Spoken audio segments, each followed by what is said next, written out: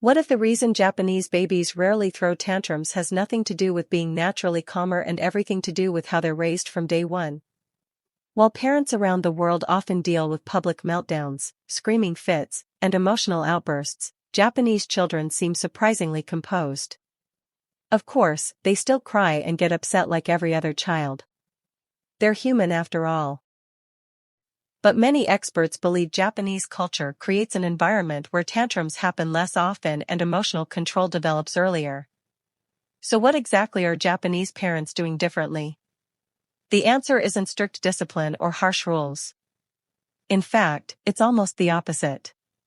One of the biggest differences starts with emotional connection.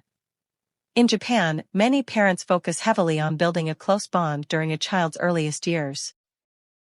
Babies are often kept physically close to their caregivers, creating a strong sense of security and trust.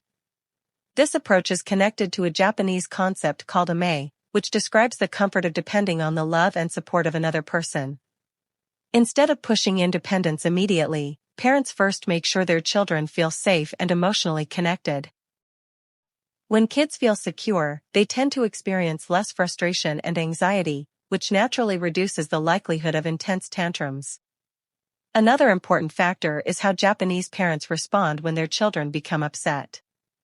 Rather than viewing tantrums as bad behavior that needs immediate punishment, they often see them as a form of communication.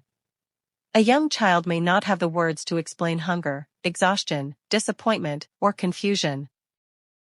The emotional outburst is simply the only language they have at that moment. Instead of reacting with anger, parents often try to understand the reason behind the emotion. This helps children gradually learn how to identify and manage their feelings. Over time, they develop stronger emotional awareness and better self-control. Japanese parents are also known for being highly observant. They pay attention to small signs that a child may be becoming overwhelmed. A toddler who is tired, hungry, or overstimulated is far more likely to have a meltdown. Rather than waiting for emotions to explode, many caregivers take action early. They adjust routines, change environments, or provide comfort before frustration reaches its limit. This proactive approach prevents many tantrums before they even begin. The environment itself plays a surprisingly big role. Many Japanese homes embrace simplicity and organization. Rooms are often clean, uncluttered, and designed with practicality in mind. A calmer environment creates fewer distractions and less sensory overload. Young children constantly absorb information from the world around them. When there is too much noise, chaos, or stimulation, emotions can become harder to regulate. By creating peaceful spaces, Japanese families help children remain more emotionally balanced throughout the day. Daily routines are another secret. Japanese families often follow predictable schedules for meals, sleep, bathing, and family activities. Children know what to expect, which creates a sense of stability. Imagine being a small child in a world where everything feels new and unpredictable. Having reliable routines reduces stress and uncertainty. This idea reflects the Japanese philosophy of kaizen, which focuses on improvement through small, consistent habits. Rather than searching for quick parenting fixes, Japanese families rely on simple routines repeated every day. A cultural value called omoyari also has a major influence. Omoyari means being thoughtful about the feelings of others. From a very young age, children are encouraged to consider how their actions affect people around them. Instead of only focusing on their own wants and frustrations, they learn empathy and social awareness. As this mindset develops, children become more cooperative and less likely to react aggressively when things don't go their way.